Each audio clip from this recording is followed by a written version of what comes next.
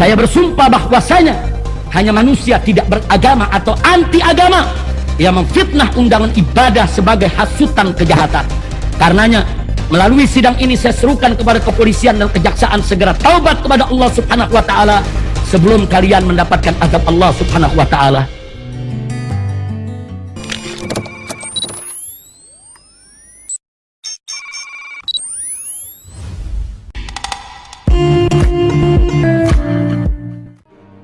Saya dan panitia maulid mengundang umat datang maulid hanya untuk memuliakan Nabi Muhammad SAW dan untuk menjadikannya sebagai suri tauladan, bukan untuk menghasut umat melakukan kejahatan.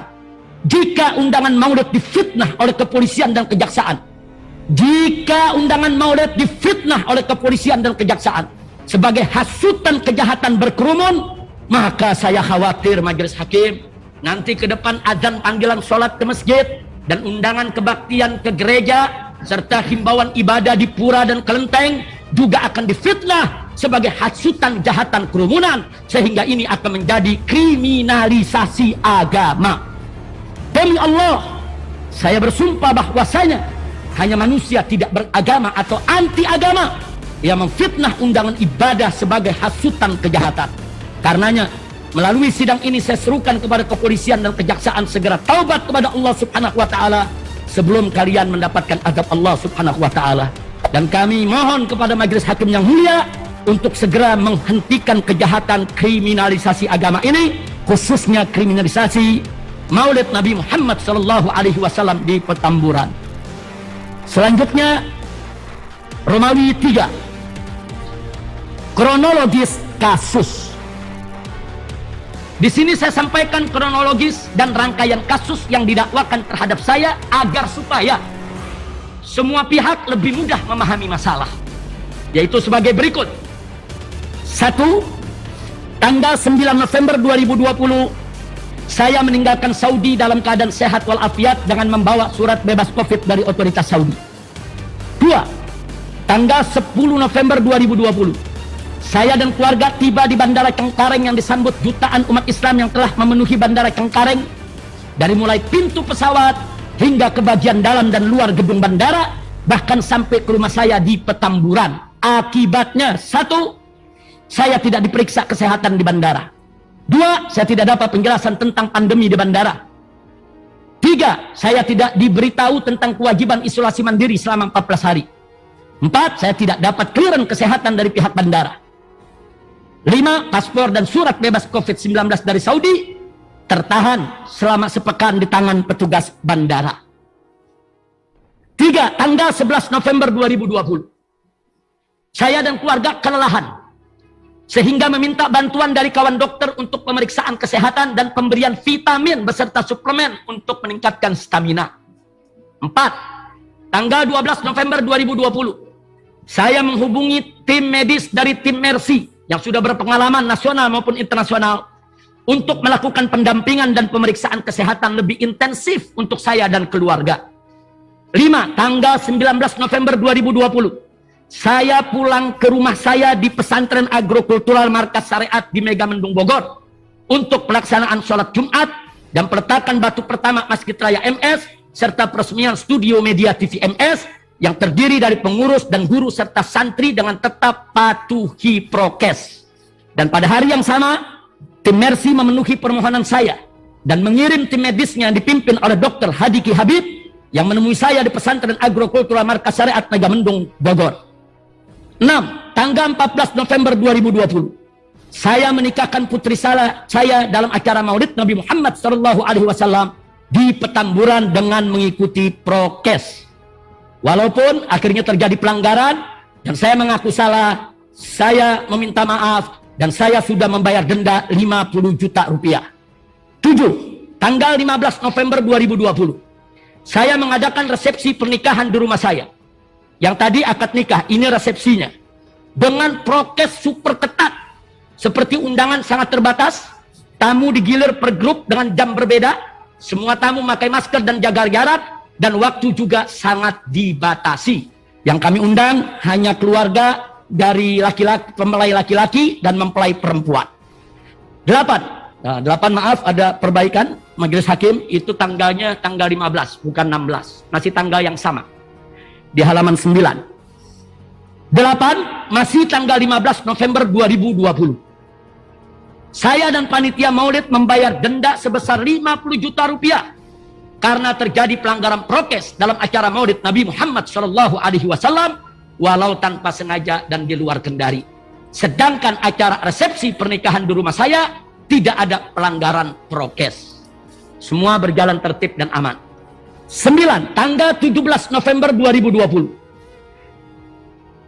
Saya menerima kembali paspor saya, sekaligus mendapat clearance kesehatan dari pihak bandara dan keterangan bahwa saya dan keluarga yang baru pulang dari Saudi harus isolasi mandiri. Sejak itu saya dan keluarga melakukan isolasi mandiri di rumah kami di Sentul, Bogor.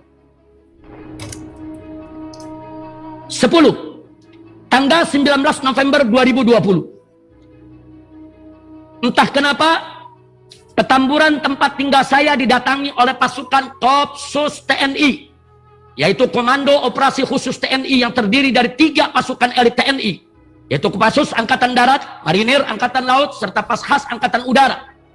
Pasukan Kopsus ini tidak bergerak kecuali dengan perintah Presiden. Kedatangan Kopsus di Petamburan, walaupun hanya lewat sambil berhenti sebentar di mulut gang markas besar FPI, tapi sempat menakutkan warga. Ini adalah teror untuk saya dan keluarga serta para tetangga saya di Petamburan. 11. Tanggal 20 November 2020. Pangdam Jaya, Mayor Jenderal TNI Dudung Abdurrahman di Monas. Dalam acara apel di Monas, tidak ada angin dan tidak ada hujan. Tebar ancaman terhadap saya maupun FPI, bahkan menantang perang FPI. Saya tidak pernah tahu apa sebabnya. 12. Tanggal 21 November 2020. Pangdam Jaya, Mayor Jenderal TNI Dudung Abdurrahman menurunkan pasukan dengan kendaraan perang untuk menurunkan seluruh baliho ucapan selamat datang untuk saya di seluruh Jakarta. Semua baliho yang ada gambar saya diturun paksa. Kemudian tanggal 22 November yang ke-13, tanggal 22 November 2020, baliho dengan foto saya mulai diturunkan oleh aparat TNI dan Polri di seluruh Indonesia. 14. Tanggal 23 November 2020. Saya dan istri dengan bantuan tim Mercy melakukan tes COVID dengan swab antigen yang hasilnya reaktif. Reaktif. Jadi di situ tidak disebutkan positif COVID, tapi disebut reaktif. Dan pada saat itu tes COVID dengan swab antigen belum diputuskan oleh Menteri Kesehatan sebagai standar ukur untuk COVID. Keputusan surat Menteri Kesehatan baru turun pada bulan Februari tahun 2021. Baik, saya lanjutkan. Saya dan tanggal 23 November 2020, saya dan istri dengan bantuan tim Mercy melakukan tes COVID dengan swab antigen yang hasilnya reaktif. Atas inisiatif saya dan persetujuan tim Mercy, kami meminta perawatan khusus di Rumah Sakit Umi Bogor karena dekat dengan rumah kami di Sentul, sekaligus rekam medis kami selama ini ada di rumah sakit tersebut. 15. Tanggal 24 November 2020. Saya dan istri secara resmi menjalani perawatan di Rumah Sakit Umi dan sengaja perawatan tersebut kami rahasiakan agar tidak ada yang besuk sehingga tidak mengganggu perawatan, sekaligus supaya tidak menimbulkan kehebohan di tengah masyarakat. 16. Tanggal 25 November 2020. Banyak kerabat dan sahabat yang menanyakan kondisi saya dan istri. 17. Tanggal 26 November 2020. Kami membuat rekaman tentang kondisi kami yang jauh membaik dibanding awal masuk Rumah Sakit Umi. Serta rekaman tersebut kami kirim khusus buat kerabat dan sahabat agar mereka tenang. Agar mereka tenang, bukan mereka onar. 18. Tanggal 27 November 2020, Rumah Sakit Umi dibanjiri aneka karangan bunga dari para pengirim yang tidak jelas, berisikan pesan dengan satu framing, yaitu HRS positif COVID. Padahal siang hari itu saya baru menjalankan tes PCR COVID yang hasilnya ialah lebih akurat daripada tes swab antigen. Lagi pula, saat itu tes swab antigen belum diputuskan oleh pemerintah sebagai standar akurat tes COVID. 19. Tanggal 28 November 2020. saya mohon izin ke rumah sakit Umi untuk pulang dan melanjutkan perawatan di rumah. 20, tanggal 29 November 2020, saya mendapat kabar dari tim Mercy bahwa hasil tes PCR menyatakan bahwa saya positif COVID dan wajib melanjutkan isolasi mandiri di bawah pengawasan tim Mercy hingga sembuh. Jadi, saya menjalankan perawatan di Petamburan, kemudian perawatan di Sentul, kemudian dirawat di rumah sakit, keluar dari rumah sakit, langsung lanjut ikut isolasi mandiri. Makanya tadi saya katakan saya melakukan isolasi mandiri lebih dari 1 bulan. Bukan hanya sekedar 14 hari. 21. Tanggal 30 November 2020. Ada aksi demo kecil-kecilan berjumlah 20 orang di depan perumahan Mutiara Sentul, tempat tinggal saya. Namun anehnya, para pendemo datang bareng bersama polisi dan Satgas Covid serta wartawan. Seperti mereka sudah janjian. Dan hanya berlangsung selama 20 menit. Setelah itu para pendemo pulang menuju Parung karena memang mereka bukan warga setempat. Demo ini hanya rekayasa aparat untuk mengesankan seolah ada keonaran akibat saya merahasiakan pemeriksaan di rumah sakit Umi, padahal mereka yang keluar-keluar sendiri dan ribut sendiri serta heboh sendiri. 22 tanggal 1 Desember 2020. Saya tidak bisa memenuhi panggilan pertama Polda Metro Jaya. Jadi saya ada panggilan majelis hakim dalam urusan yang sedang disidang hari ini. Jadi kerumunan Petamburan, saya dipanggil oleh Polda Metro Jaya untuk diperiksa pada tanggal 1 Desember.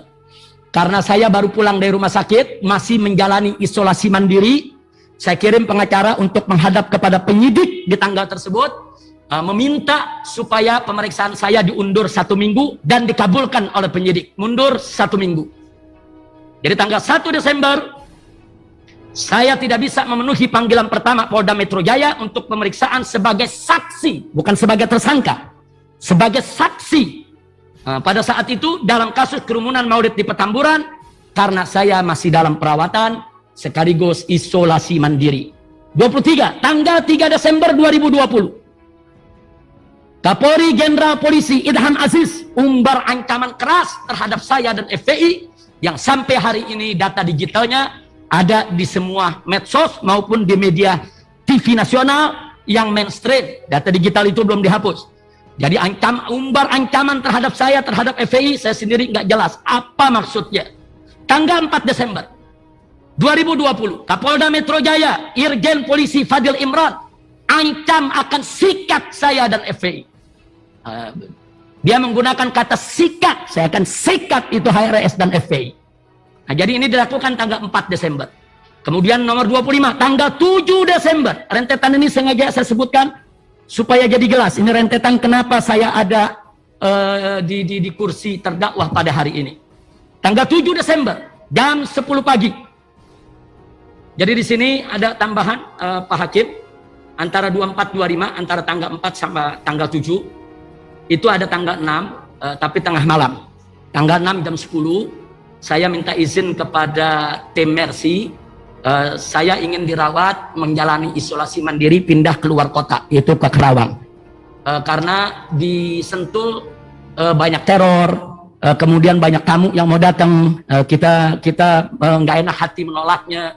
Nah karena itu tanggal 6 kami keluar kota, jam 11 malam. Jam 11 malam saya ajak keluarga semua menuju keluar kota supaya dapat alam asri untuk melanjutkan isolasi mandiri. Saya lanjutkan, tanggal 7 Desembernya,